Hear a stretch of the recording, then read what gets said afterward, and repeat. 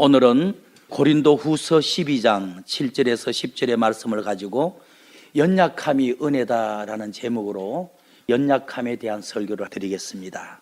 원어에 보면 연약함이 아스데네이아라는 단어인데 병들어 힘없는 상태, 마음이 나약한 상태, 도덕적으로 부실한 모습을 연약함이라고 표현합니다. 우리 각자에게 연약한 부분이 다 있을 거예요. 연약한 모습이 없는 사람은 한 사람도 없는 것이죠. 그래서 불신자들은 자신의 가정에 있는 연약함, 자기 자신에 있는 약점들을 부끄럽게 여기고 감추려고 하고, 예수 믿는 기독교인들조차도 그 연약함을 빨리 해결하기 위해서 기도 제목으로 삼고 있습니다만은, 오늘 본문 고린도후서 12장 5절에 보니까 사도 바울은 자기 자신에게도 여러 가지 연약함이 있었대요. 한두 가지가 아니었대요. 자기 자신에게 있는 여러 가지 연약함이 무엇인가를 깨닫고 난 이후부터는 도리어 자랑하고 감사하고 귀하게 여겼다는 겁니다. 5절의 말씀을 보죠. 내가 이런 사람을 위하여 자랑하겠으나 나를 위하여는 연약한 것들 외에 자랑치 아니하겠노라. 다시 말하면 자기 자신도 세상적으로 굉장히 자랑거리가 많은 훌륭한 인재라는 거야.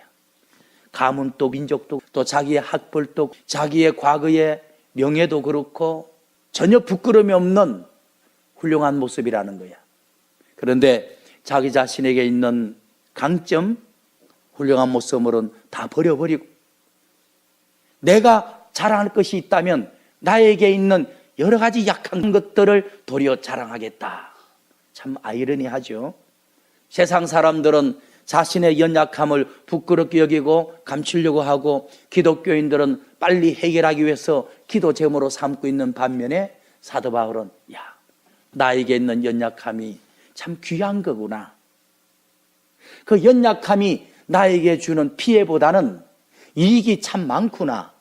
이 사실을 깨닫고 나서는 연약함을 자랑하고 기뻐하고 감사하고 귀하게 여겼다 하는 것입니다.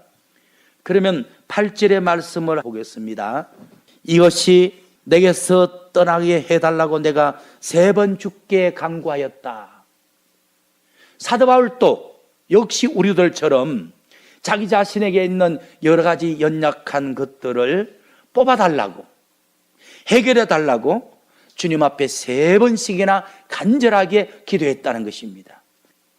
사도 바울도 자기 자신에게 있는 여러 가지 질병이라든지 여러 가지 개인적인 문제라든지 연약함이 있어서 이것만 빠져나가 버리면 내가 좋겠다, 하나님의 일하는데 도움되겠다 싶어서 3번씩이나 주님 앞에 간절하게 기도를 드려왔다는 거야. 근데 사도 바울이 오늘 우리들처럼 자기 자신에게 있는 여러 가지 연약한 것들을 뽑아달라고 해결해달라고 주님 앞에 3번씩이나 간절하게 기도했더니 하나님이 어떤 응답을 준 줄 아십니까? 9절의 말씀 보니까 간절히 기도한 결과 주님이 응답하시기를, 바울아, 너에게 있는 연약함이, 즉 가시가, 십자가가 너의 기도 제목이 뽑아지고 해결되면 유익하겠지. 예, 그렇습니다. 네가 보기에는 연약함이 빠져나가 버린 것이 좋겠지. 네, 그런데 아니다. 내가 볼 때는 좀 무겁고 힘들고 부끄럽지만은 연약함이 너에게 계속 있는 것이 더 유익하니라. 이렇게 말씀했어요. 내가 너의 기도를 듣고 응답해 줄 수 있어. 당장 뽑아낼 수 있어. 그러나 아픈 가시가 뽑아지고 무거운 짐이 벗어지는 것보다 차라리 그런 것들이 너를 찌르고 괴롭히고 너를 힘들게 하는 것이, 뽑아지는 것보다 있는 것이 너에게 더 큰 유익이라. 그래서 결국 응답하지 않으셨어요. 사도 바울이 많은 사람들의 병도 고치고 귀신도 쫓아내고 문제도 해결되고 많은 짐을 벗겼어요. 그런데 자신에게 있는 무거운 짐이라는 연약함, 찌르는 가시, 무거운 십자가, 부끄러운 일들을 뽑아달라 했는데 주님이 내가 뽑아줄 수는 있으나 뽑아짐으로 오는 유익보다는 차라리 너에게 있으므로 그것들이 너를 괴롭힘으로 네가 얻는 유익이 더 크므로 내가 응답지 않겠노라 이렇게 말씀했어요. 여러분들 믿음이 어릴 때는 우리의 연약함을 위해서 기도하면 쉽게 뽑아주십니다. 하나님께서 벗겨주시고 응답 주십니다. 그다음에 믿음이 장성하면 나에게 있는 십자가가, 나를 찌르는 가시가, 나에게 있는 짐이, 나에게 있는 연약함이라는 수치스럽고 부끄러운 것들이 뽑아지는 것보다 그것이 나를 찌르고 괴롭히고 힘들게 함으로 내가 더 겸손해지고 주님을 더 의지하고 천국을 바라보고 살게 되는 유익함이 있다는 거예요. 8절, 이것이 내 연약함이 내 몸에서 떠나기 위해서 3번이나 주님 앞에 간절히 기도했더니 9절에는 내게 응답하시기를 바오라. 너에게 연약함이, 가시가, 십자가가, 짐이 너에게 있으므로 내 은혜가 네 속에 머물 수 있다. 이는 나의 능력이 네가 약해져야 네 안에 머물 수 있느니라. 여러분들 각자의 연약함이 있고 다양하죠. 어떤 사람은 가시와 같이 아픈 문제가 있어. 어떤 사람은 짐과 같이 무거운 문제가 있어. 어떤 사람에게는 십자가와 같이 수치스러운 말 못하는 문제가 있어. 그런데 그러한 것들이 있으므로 겸손하게 되고 주님을 찾게 되고 오늘 또 하나님의 전에 나온 것입니다. 아픈 가시 뽑아져 버리고 무거운 짐 벗겨져 버리고 수치스러운 십자가가 사라져 버리면 나도 모르게 교만해지고 하나님을 의지할 필요성을 못 느끼고 세상으로 나아가게 되는 거예요. 그래서 하나님이 9절에 나는 너에게 응답하지 않겠다. 네가 연약해져야, 너에게 붙는 가시가 너를 찔러야 나를 의지하게 되고 너에게 있는 짐이 너를 무겁게 해야 나를 찾게 되고 너에게 있는 십자가가 수치스러워야 겸손하게 되느니라.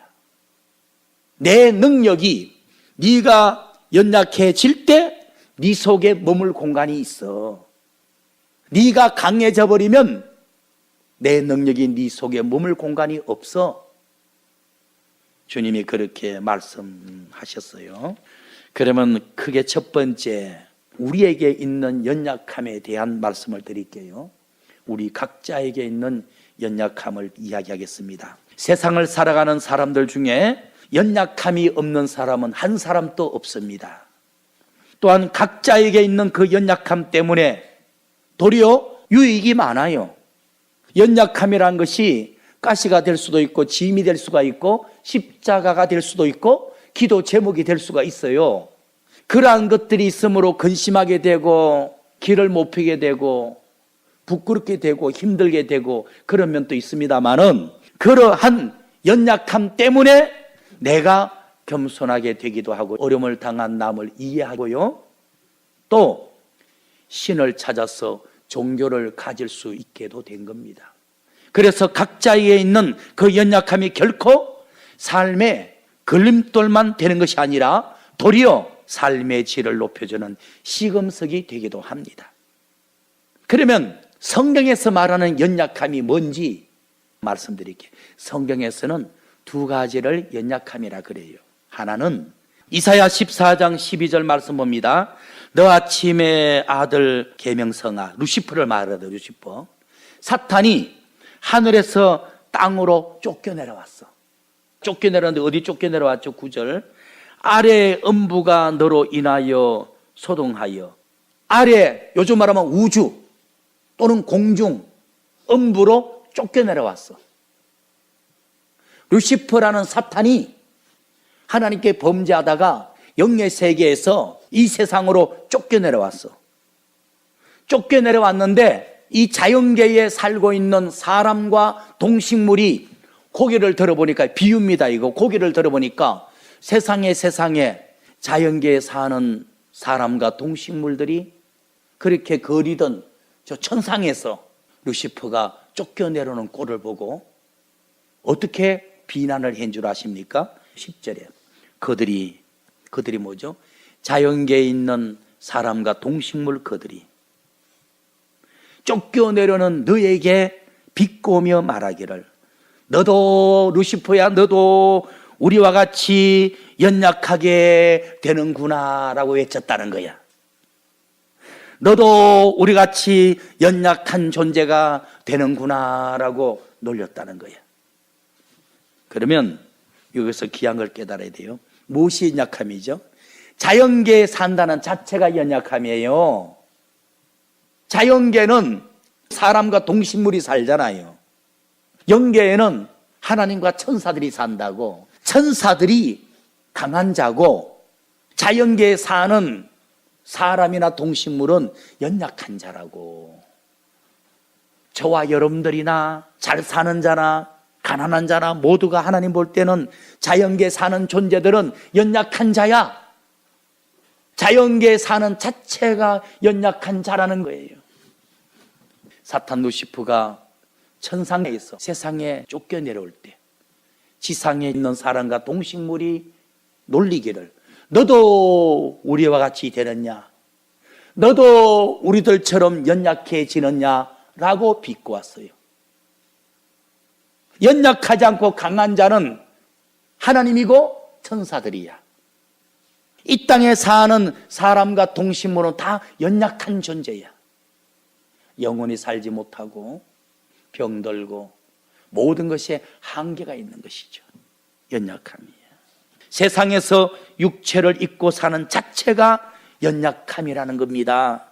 마가복음 14장 38절을 봅시다. 두 번째 연약함이 무엇이냐? 마가복음 14장 38절의 말씀 보니까 시험에 들지 않게 깨어 기도하라. 마음은 원이라도 육신이 약하도다. 두 번째 우리의 연약함은 우리 육신입니다. 천사는 육체가 없으므로 강한 자입니다.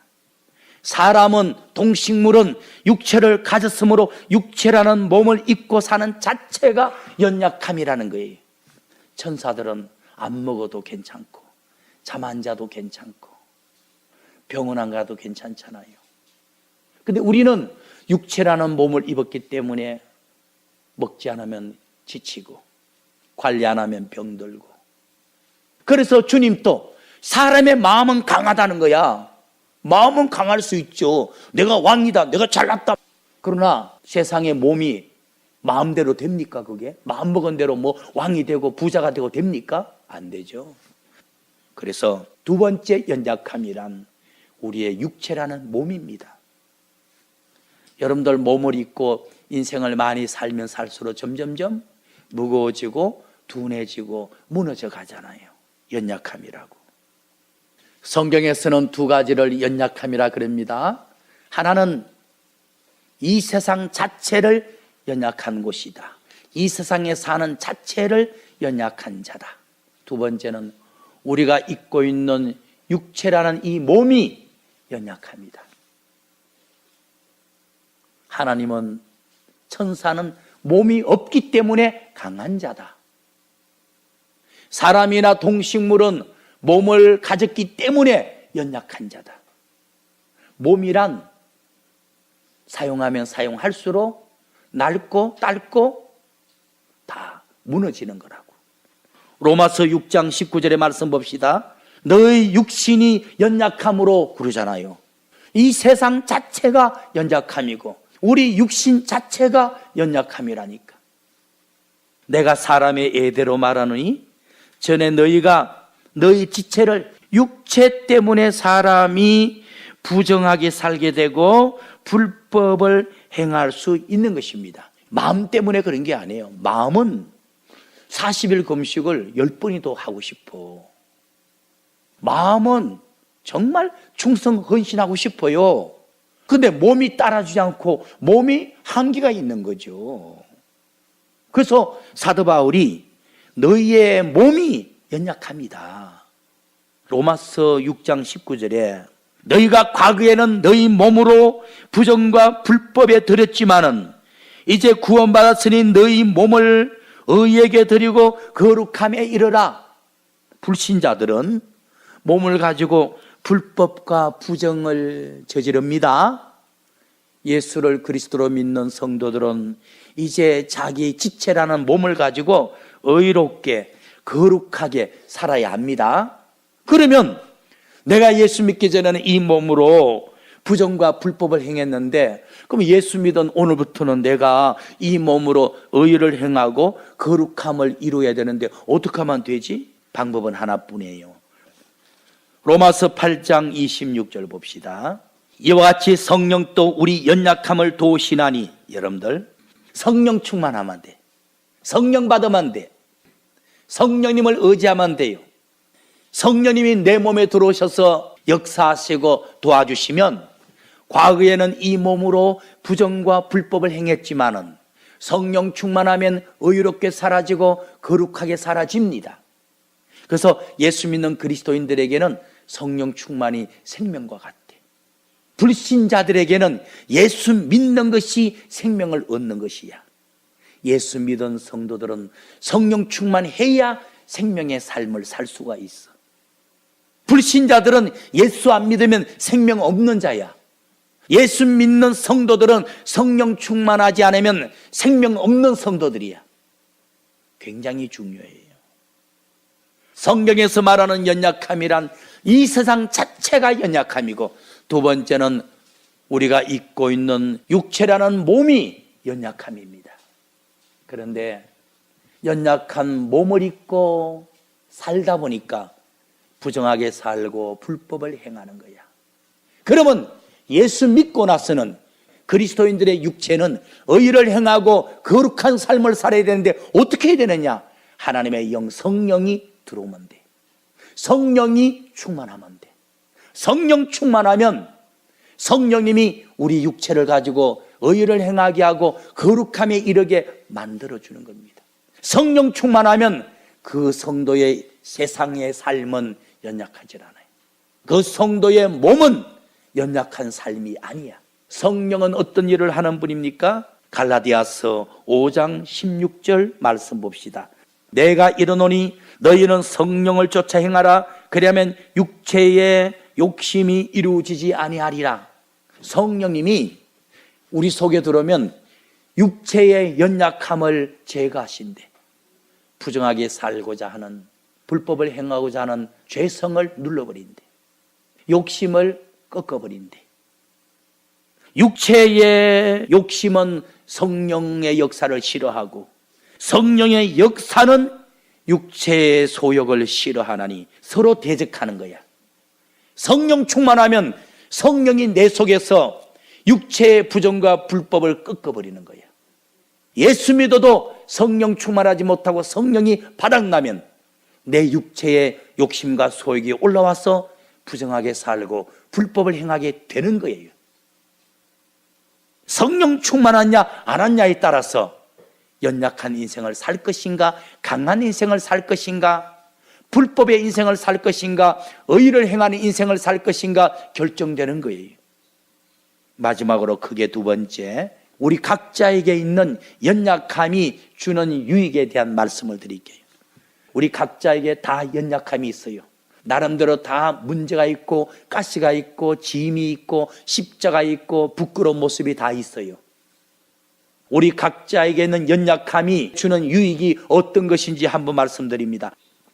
우리가 예수를 처음 믿는 초신자 때는 여러분들에게는 연약함, 가시나 짐이나 십자가를 빨리 벗어버리기 위해서 기도 제목으로 삼고 열심으로 기도를 했습니다마는, 믿음이 장성해지고 나면 이것이 나에게 있으므로 피해주는 면보다 유익을 주는 면이 굉장히 많구나, 내 인생의 걸림돌이 되기도 하지만은 내 인생의 시금석이 되기도 하는구나 느끼게 되는 것입니다. 오늘 본문 고린도후서 12장 5절의 말씀 봅니다. 내가 이런 사람에 대하여 자랑하겠으나 나를 위해서는 약한 것들 외에는 자랑치 아니하리라. 사도 바울은 자신에게 있는 연약함이 주는 유익을 발견했어요. 과거에 믿음이 어릴 때는 자신에게 있는 연약함이 뽑아내야 될 기도 제목으로 알았던 거예요. 그런데 믿음이 장성한 후에 돌아보니까 나에게 있는 연약함이, 가시가, 짐이, 십자가가 주는 유익이 대단하다는 것을 알고 자랑 삼았던 거예요. 감사했던 거예요. 사도 바울이 2절 하반절에 의하면 기도하다가 셋째 하늘에 이끌려갔어. 4절의 말씀 보니까 낙원에 이끌려갔어. 말로 다 표현할 수 없는 하늘의 비밀을 듣고 보고 왔어. 굉장한 말이죠. 셋째 하늘에 낙원에 영혼이 이끌려가가지고 하늘나라의 비밀을 듣고 눈으로 보고 내려왔어. 대단한 거죠. 4절의 말씀 봅시다. 그가 자기 자신을 말합니다. 셋째 하늘 낙원에 이끌려갔어. 너희들에게, 사람에게 말할 수 없는 하늘의 비밀을 듣고 보고 왔으니 내가 그 내용을 다 말할 수가 없다. 그러면 입신해가지고 셋째 하늘의 낙원에 가서 하늘나라의 비밀을 보고 듣고 내려온 거야. 너 봤지? 내려가서 복음을 전하라. 수고한 만큼 장차 상급을 줄게. 이랬단 말이요. 너무 엄청난 비밀을 보고 와가지고 사람들한테 말로 설명을 못하겠어. 저 사람들이 나를 믿어줄까? 여러분들 자칫하면 교만해지잖아요. 나 하늘의 비밀을 다 보고 온 사람이야. 자칫하면 교만해질 수 있죠. 걸을 때 하나님이 가시를 탁 박아버린 거예요. 평생 안 뽑아줬어. 겸손해지라고 브레이크를 달아준 거예요. 7절의 말씀 봅시다. 7절의 말씀. 낙원에 가서 여러 계시를 받은 것이 지각히 그러므로 교만하지 말라고 하나님이 내 육체에 가시를 박아줬다. 사탄의 사자를 붙여줬다. 그래서 하나님이 나에게 박아준 가시가 계속 나를 찌른다. 하나님이 나에게 붙여준 사탄의 사자가 계속 나를 괴롭힌다. 그래서 8절에 하나님, 나 하늘의 영광 비밀 본 거 말하지 않고 교만하지 않을게요. 이거 뽑아주세요. 뽑아주시면 내가 주의를 더 잘할 수 있겠습니다. 했더니 9절에 안 돼. 뽑아지면 교만해지는 거야. 너를 괴롭히는 가시가 박혀 있어서 너를 괴롭혀야. 너에게 있는 짐이 너를 짓눌러 괴롭혀야. 너에게 있는 십자가가 너를 계속 부끄럽게 만들어야 겸손하게 되고 괴로운 인생을 사는 다른 사람을 이해하게 되고 하나님 앞에 무릎 꿇게 되는 거야. 아닙니다. 뽑아주면 겸손할 겁니다. 하나님은 거짓말하지 마. 여러분들, 우리 각자에게 나름대로 연약함이 다 있어요. 아픈 가시가 있어요. 무거운 짐이 있어요. 부끄러운 십자가가 있어요. 믿음이 어릴 때는 빨리 벗어야 할 기도 제목으로 여겼지만은 믿음이 장성해지고 나니까 그러한 것들이 내 인생에 걸림돌 되는 피해를 주는 면도 있지만 내 인생을 기름지게 하는 시금석이 되기도 한다는 거예요. 우리 믿음이 어릴 때는 기도하면 쉽게 연약함을 뽑아주시고 해결해 주셨어.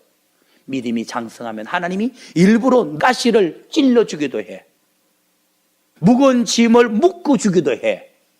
겸손해지라고. 다른 사람을 더 잘 이해하라고. 하나님 앞에 더 잘 나오라고 짐을 주기도 하는 것입니다. 7절의 말씀, 사도 바울에게 왜 하나님이 연약함을, 가시를, 사탄의 사자를 박아주셨습니까? 7절에 여러 계시를 받은 것이 지극히 크므로 자고하지 말라고 내 육체에 가시를 박아줬다. 사탄의 사자를 나에게 붙여줘가지고 그것들이 나를 계속 괴롭히게 한다 그랬어요. 고린도 후서 10장 10절을 한번 가봐요. 사도 바울이 젊을 때는 건강하고 활기차고 복음을 웅변적으로 힘있게 외치고 그랬단 말이요. 노후에 은혜를 많이 받고 삼천층에 갔다 오고 하나님이 여러 연약함을 그에게 주고 한 이유로 이렇게 변해버렸어요. 고린도후서 10장 10절을 보겠습니다. 저희 말이 고린도 교인들이 말하기를 사도 바울이 보내온 편지는 내용이 너무나 중요하다는 거야. 그래서 사도 바울을 안 본 고린도 교인들은 상상하기를 사도 바울이 잘생겼을 것이고 목소리도 우람할 것이고 기백이 있을 것이라고 생각한 거야. 막상 만나서 몸을 보니까 너무나 약하고 말소리가 시원치 않다는 거야. 매가리가 없다는 거야. 그런데 실제 사람들이 볼 때 사도 바울은 가시가 너무 많았어. 하나님께 받은 은혜가 너무 많아. 교만하지 말라고 하나님이 박아주신 가시가 너무 많았어. 간질도 있었고 심한 안질도 있었어. 근데 하나님이 가시를 왜 주셨죠? 받은 은혜가 너무 크므로 교만하지 말라고. 지금 육적인 교인들은 다른 사람보다 자기 자신의 강점이 많다고 자랑하잖아요. 우리 교인들은 나는 다른 사람보다 약점이 많아. 연약함이 너무 많아. 그걸 자랑 삼아야 돼. 나에게는 가시가, 짐이, 십자가가, 나에게는 연약함이 내 인생에 피해를 주는 것도 있지만 내 인생을 기름지게 만들었어. 겸손하게 만들었고 나보다 어려운 사람을 이해하게 되었고 하나님을 더 의지하게 되었으니 그것이 얼마나 귀한 거냔 말이에요. 사도 바울의 편지를 받아보니 너무나 중요하고 힘이 있다는 거야. 직접 만나보니까 병이 너무 많아. 그리고 남자가 목소리도 그냥 맹맹거려. 힘이 없는 거야. 하나님이 그렇게 한 겁니다, 여러분들. 하나님 몸을 약하게 만들고 목소리도 연약하게 만든 겁니다. 시편 39편 4절에 보니까 다윗이 이렇게 고백합니다. 하나님, 나의 연약함을 알게 하옵소서. 세상에 연약하지 않는 사람은 없어요. 연약한데 강한 자라고 착각하는 거야. 그런데 하나님은 사도 바울처럼 나는 연약합니다. 연약함을 아는 자를 들었습니다. 사사기 6장 15절의 말씀을 가봅니다. 하나님이 이스라엘을 구원할 때 기드온을 들었는데 왜 하나님이 기드온을 사용했느냐? 기드온은 자기가 미천하고 연약한 자임을 아는 자였어. 실제 그는 집안에 자랑거리가 없는 부족한 사람이었어. 실제 연약한 자였고 자기 자신이 연약한 자라고 알고 있었어. 하나님이 찾아와서 쓰신 거야. 하나님, 왜 나같이 연약한 집안에 연약한 사람을 들어 쓰십니까? 하니까 네가 연약하니까, 연약한 것을 알고 있으니까 쓰는 거야. 그래요? 다른 사람은 내가 볼 때는 연약한데 강한 자라고 착각하니까 안 들어 쓰는 거야. 그런데 이 연약한 가문의 아들, 실제 연약한 나를 들어서 무슨 이스라엘을 구원합니까? 내가 강하지 않느냐? 그랬단 말이에요. 너는 그냥 장군 노릇만 해. 내가 다 싸워서 이겨줄게. 여러분들, 하나님은 겸손한 자 찾습니다. 사람들은 연약하면서도 연약한 줄 모르는 거야. 그러나 기드온은, 사도 바울은, 다윗은 자신이 연약한 자임을 알았어. 그랬더니 하나님이 사도 바울을 들어서고 다윗을 들어서고 기드온을 들어선 거예요. 수만 명이 몰려왔는데 자신이 연약하다고 여기는 300명을 통해서 전쟁에서 승리하게 만든 거야. 왜? 하나님이 강하시니까. 사사기 6장 15절 말씀 봅시다. 기드온이 그에게 대답하되 주여, 내가 무엇으로 이스라엘 백성을 구원합니까? 보소서, 나의 집은 므낫세 중에 극히 약한 집안이고 나는 내 아비 집에서 제일 작은 자나이다. 맞아요. 실제 기드온의 집안은 약한 집안이야. 그리고 기드온은 약한 집안의 자손 중에서도 자랑할 것이 없는 약한 자였어. 연약한 집안에다가 약한 자인데다가 약한 것을 깨닫고 있어서 하나님은 그런 사람을 찾은 거야. 내가 도대체 뭘 잘한다고 이스라엘 구원합니까? 그랬더니 내가 강하지 않느냐? 내가 강하지 않느냐? 하나님의 일은 하나님의 강함으로 하는 거예요. 자기 강점으로 하는 게 아니에요.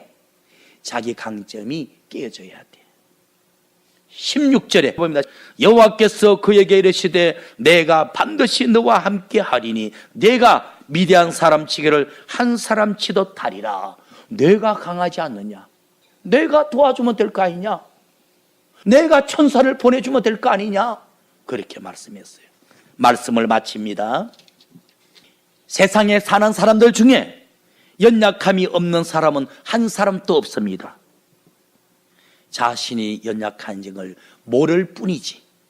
여러분들 각자에게도 나름대로 연약함과 가시와 십자가와 기도 제목이라는 부끄러움이 다 있습니다. 그러한 연약함이 때로는 내 인생의 걸림돌이 되기도 하겠으나 반대로 나에게 있는 연약함이 내 인생의 시금석이 되기도 합니다. 사도 바울의 고백과 같이 여러 가지 연약함 때문에 유익함도 많습니다. 나를 겸손하게 만들고 다른 사람을 이해하게 되고 하나님을 의지하게 만들어주는 것입니다. 오늘 본문 고린도후서 12장 10절의 말씀을 보고 마치겠습니다. 사도 바울이 믿음이 어릴 때는 자신에게 있는 연약함이 기도에서 뽑아내야 될 제목으로 삼았지만은 믿음이 장성해지고 나니까 나에게 있는 연약함이 하나님이 유익하라고 겸손하라고 주는 가시로 여겼어. 자랑했다는 거예요. 귀하게 여겼다는 거예요. 고린도후서 12장 10절 같이 봅니다. 그러므로 내가 그리스도를 위하여 약한 것들과 능력과 궁핍과 핍박과 곤난을 기뻐하노니 이는 내가 연약할 그때에 곧 강함이라.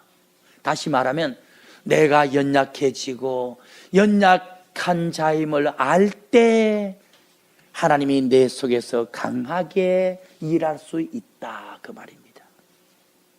나는 다른 사람보다 똑똑하다, 다른 사람보다 강점이 많다 하는 자는 주님이 그 사람을 통해서 일할 수가 없어.